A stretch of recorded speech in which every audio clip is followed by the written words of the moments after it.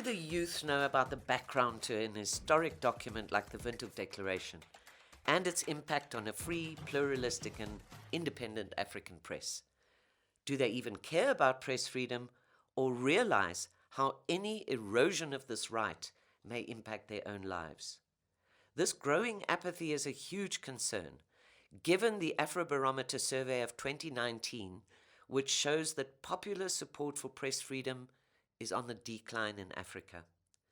With the international celebration of World Press Freedom Day 2021 happening in Namibia this year with the theme Information for the Public Good, and on the 30th anniversary of this declaration, many young people are wondering what the fuss is all about and how this affects them. I'm Gwen Lister, host of the Namibia Media Trust Free Speak podcast, where we discuss all things media. So for this edition, we're reversing positions, and I'm going to be on the receiving end of questions from some young people on this topic. With me today are Jessica Uiras, Project Officer at the Namibia Media Trust. Hi, Jessica. Hi, Gwen. Nice to be here. Thank you. And Juno Angula, who is a former president of the SRC, which is Students' Representative Council, at the NUST. The Namibian University of Science and Technology. Exactly. Great to be here, Gwen. Thank you very much for joining, Juno. So, Jessica, do you want to start us off? Yes, please. Well, Gwen, I remember when I started working as an intern for the Namibia Media Trust back in 2019, the first task you gave me was to read the Windhoek Declaration. And I must say, that was the first time I heard about the Windhoek Declaration.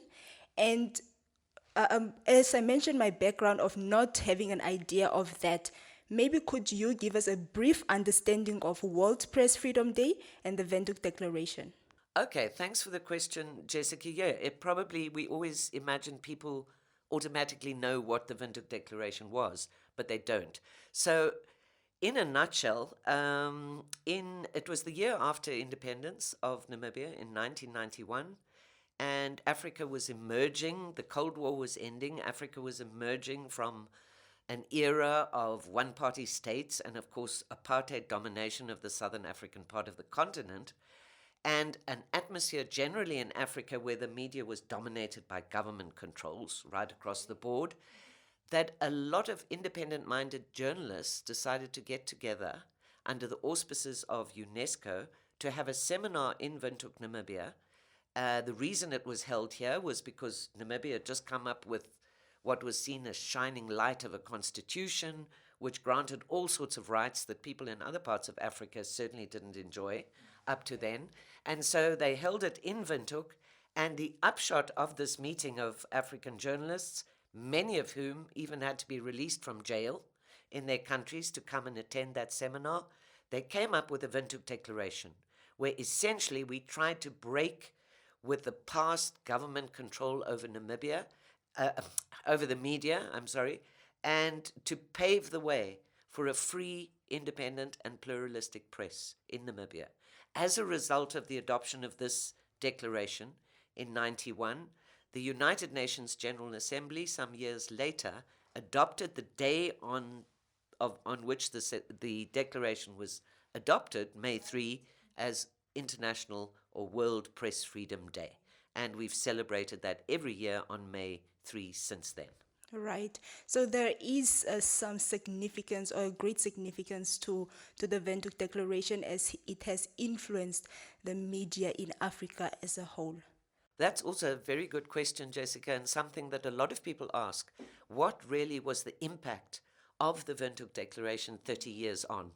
And we don't want to claim, too much credit for things, but I think certainly it helped pave the way for much more acceptance or broader acceptance of the need for a free press.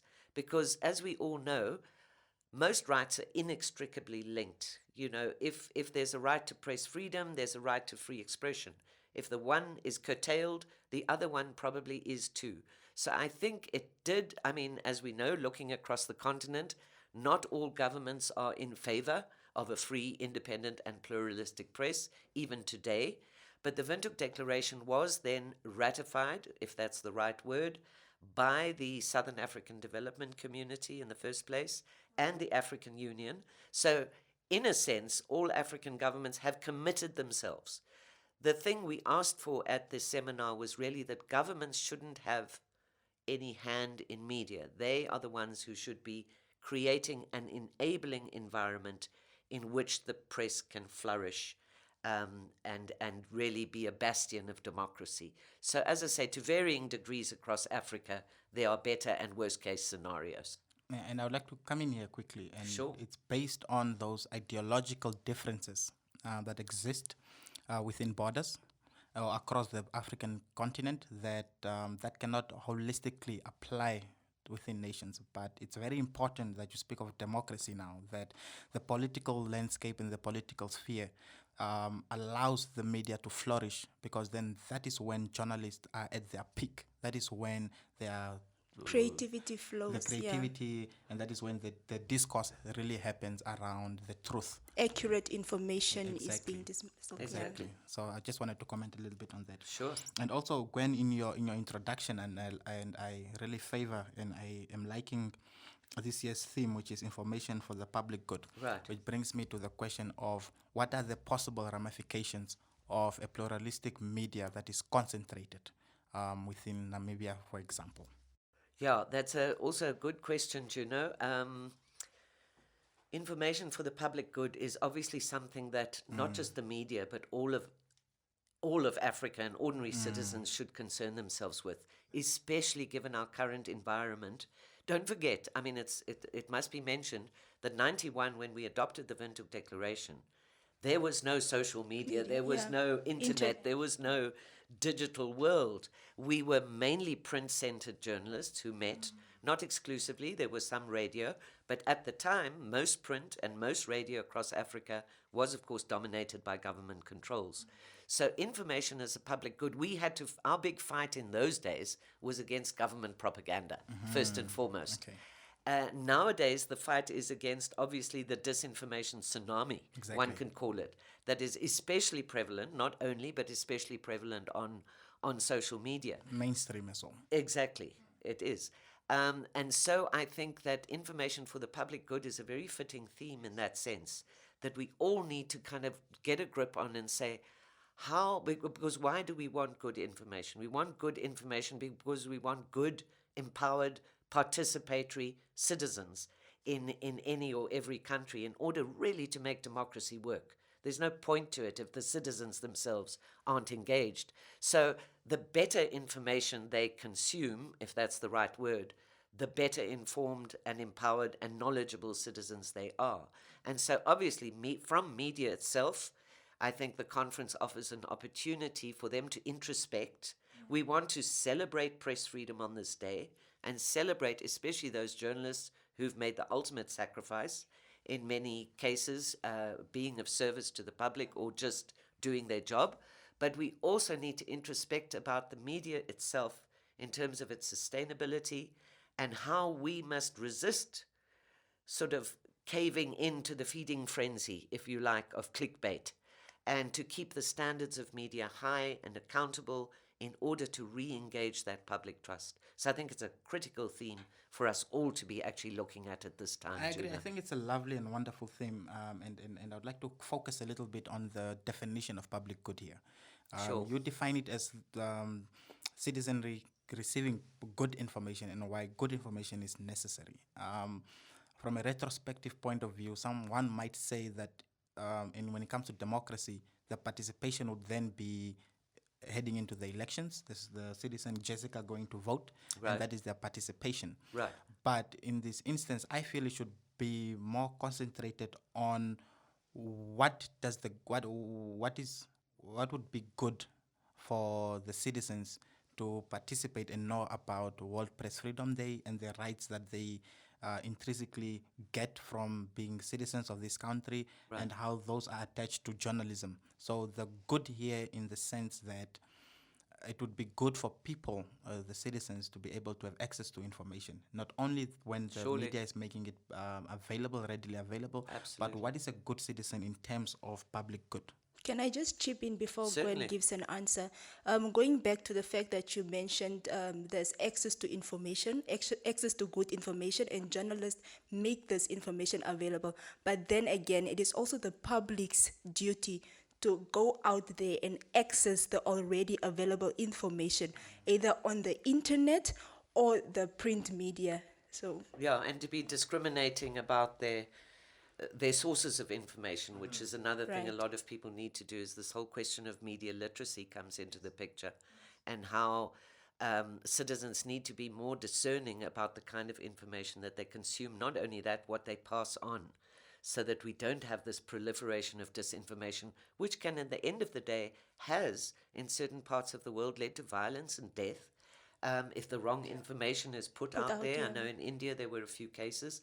And that is something that really, there can be total anarchy if false stuff gets out there. So again, it's incumbent perhaps on journalism also to revisit their commitment to the truth, or to find the truth, and also to commit to codes of ethics and regulation and accountability to the public in order to keep the flag high and to win back that public trust. But it's a difficult question. Maybe I could, Isa, fire it back at you guys. Do you think the youth really, do they want good media? What we always talk of as legacy media, your newspapers and so on, who, let's face it, have really helped us with some of the major stories of the world, and revealed incredible cruelties and corruption and all sorts of things. Why do you think people are turning away from those sources now in favor of their Facebook and their Twitter?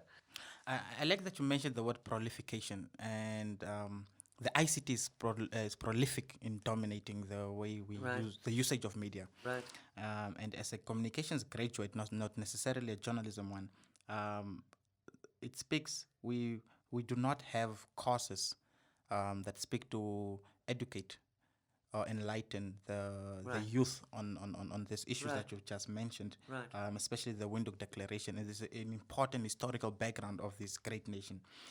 So my question would then be, before I answer yours, why we are not allowed to access this within our school curriculums from Yeah. a very young age or early grades, and especially for media students within the spectrum of Namibia. And is this not supposed to be some sort of grooming that is needed and is necessary within our school curriculums? Then once you have done that, you are able to decentralize or separate the role or the responsibility of media, Right. journalism, to only journalists or media folks. Then it Sure. becomes a thing that everybody has received at least a little bit of background within the school's curriculum on what press freedom is, why is it important, and all of these little things. So I think, in a nutshell, that kind of answers your question. It is the That's true. pedagogical indifferences within the youth that exist, and that merits the reason why the youth do not engage, why the youth do not participate, why the youth, surely, and speaking out of my own opinion, they do not care about what is in the youth unless it's of interest to them, unless it benefits them, unless it touches an aspect of their lives. Right. So if somebody is reporting on fishermen and my dad's not a fisherman, for example, I don't give. Or you don't care. Yeah, You no, don't care. I definitely agree with Juno when it comes to that.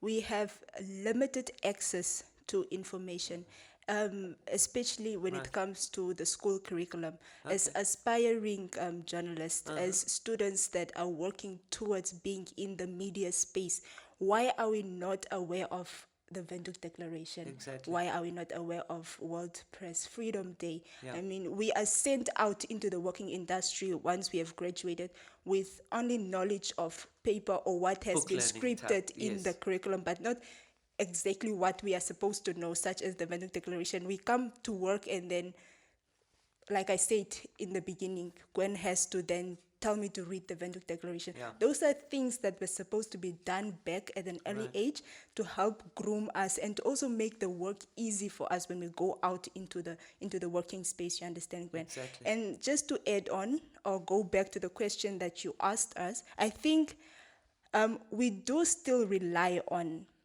information from the media. Right. But it's just a matter of trust.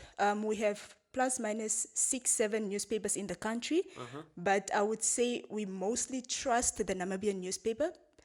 And that's where, if the Namibian gives us a story, we'll read that story, and that's what we stick to. We won't go and really verify or second fact version. check. Right, You right. understand? And it's the same on social media.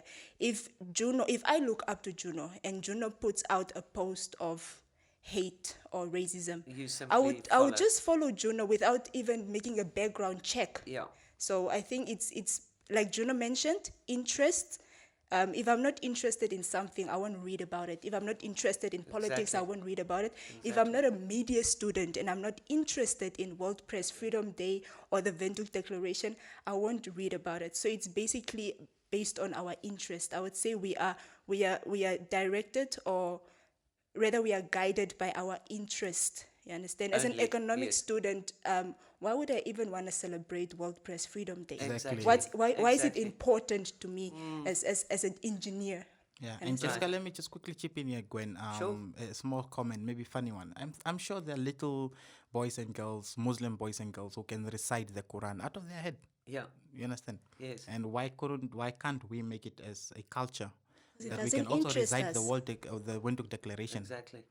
Well, I must say, I was surprised to hear from you both that, for example, especially at the level of tertiary, that they're not looking at the Windhoek Declaration, because quite apart from its meaningfulness in the sense of journalism in Africa and press freedom, it is part of our history. And, I don't have access to the history books that are currently in schools, but I would think that something like this is a very proud moment for Namibia, which actually hosted this seminar that gave rise to the declaration. So we played a very key role in it. And that's why it's wonderful to have it basically the World Press Freedom Declaration, or coming back to To the Namibia country, 30 yeah. years after its adoption. So I think that's very important. And maybe more needs to be done in schools, just in terms of general media literacy. Because as Jessica just pointed out, a very important issue, we all tend to live in our information bubbles, especially with the new digital world, isn't it? We often seek online, whether we're on Twitter, Facebook, Instagram, to reinforce our own prejudices. Maybe that's one way of putting it. We follow people we like. If we in the entertainment, infotainment world, we'll follow all the beauty queens and we won't bother to follow, for example, the Namibia Media Trust, because we don't really care about issues like access to information and so on. So I think those of us who do care about these issues have a massive role ahead to try and convince the youth that actually we're not talking about just rights for journalists. I think often Exactly. people think press freedom is just Just about journalists, journalists. No, it's not. Because if press freedom did not exist in Namibia, and we know we still on top, we don't know, the new rankings will come out soon. We may hopefully still be at number 1, but who knows? If they did not expose the fish rot scandal, for example, we wouldn't know that such massive corruption and theft of public resources was happening in Namibia. And so you will find, and I think you had both alluded to that earlier, is when something is really happening, like the fish rot a story was rolling out. I think that was a time when even the youth probably picked up a newspaper And and actually wanted to read see it, the yeah. latest and who's got 10 massive cars in their backyard and what properties do they own and how much did they steal and what is Saki's ring worth. And We were things actually like that. very Then eager. they're engaged, yeah, right? Yes. But apart from that, in the ordinary run of things, newspapers aren't just about politics and corruption. They're about a lot of things that are happening in our communities. And as concerned and caring citizens, we need to know that there's drought in Kuneni or the terrible suffering that is happening there. It's not all about politics. And really, at the end of the day, I think most good journalists, and like any other profession, they're bad journalists as well, but the good journalists are out there in pursuit of the truth and in service of the public, for the public good, and to serve this theme that we're going to have of information as a public good. Juno? And Gwen, I like that you mentioned the fact that people, the youth, follow their idols, if I were to say that for lack of a better word. Right. I've experienced that when it comes to dissemination of important information, if not officially from the Namibia Media Trust, for example, Jessica, who has a low following on social media Right. would make a comment which is very significant Right. and very important. Nobody cares. Nobody cares. It gets 2, 3, 12 likes at Yeah. most. Yeah. 3 engagements if you look at the kinetics. But I can guarantee you, we can do a test after this. She can put a picture out of herself in a swimming costume, and she will This suddenly. this actually happens Yeah. So on now my especially point, on Twitter. sorry, Yeah. Jessica. Now my point would be then, if Jessica were to do that, nobody gives a damn about it. Right. But the moment you get DJ Fresh from South Africa to post, plagiarize Jessica's message, then it's popular. So Exactly. we really need to also start looking at things of credibility. Absolutely. Why can a lay person in the street who's witnessed something and report about it be credible enough? But then the other person is more credible. So I think these are little issues that also factor within Yeah. the interest Yeah. or the good information, the goodwill of Yeah. of press and the freedoms that are assigned to everybody to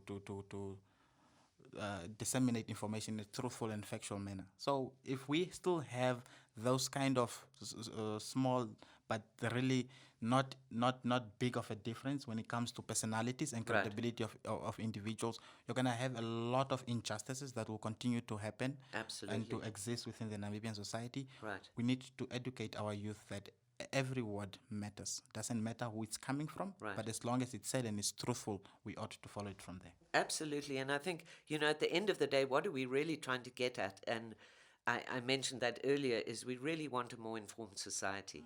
We want to have more informed debates, don't we? We don't want to feel every time we go on social media and say something that you're going to have this huge witch hunt on the go and that people are going to be abusing you left, right, and center. We want to have the kind of situation where we can discuss things that are relative to our lives and our communities, and we have these burning issues to address. That to concentrate on the trivia seems to be such a waste of our energies. That being said, people are entitled to do that. But at the end of the day, I think information is a public good. It's my hope, really, that the youth would realize that journalism rights are important to them. Why? Because if the journalist right goes, you might not notice it if your local newspapers start disappearing, or you only have access to an official government mouthpiece here and there. Maybe you won't. I think a lot of people would, because I keep saying with people who criticize the media, just take it out of the scenario. Picture a world without your newspapers, without your independent radio stations, and where would you really be? And yes, you'd have social media, but if the rights of journalists have gone, the next thing that would happen is that their rights on social media, your rights to free expression, would equally be curtailed. So I think, for me, that's a good argument why the youth needs to care. But maybe as we wind up, guys, a last few comments from each of you. Juno, would you like to start? It's a wonderful topic. We could talk forever, but just with what you said, last I think thoughts. a world without media, you would have less defamation of characters lawsuits in the country. Exactly. But I literally wanted to touch on this issue of the law enforcement intimidation and detention of journalists during the Right. last year's Shut It All Down demonstrations. And the president has on a number of occasions pronounced himself and really addressed issues of press freedom and journalists. Now, what does this mean for Namibia in terms of its ranking that he has now gone silent on the issue? He's never said anything, I'm told. Well, I think, Juno, it must be said firstly that President Geingob is definitely very proud of Namibia's status at number one in Africa. There's no question about that. It is one of the good news stories coming out of Namibia, let's face it. So he's tremendously proud of that. If we keep our place, well, it remains to be seen. That having been said, I mean, Namibia, because of that, Namibia as a country is more free than most countries on the continent for journalists to operate in. And so, yes, those were very unpleasant episodes that happened at the demonstrations. And there were a few other cases where I think overzealous security forces and others just waded in.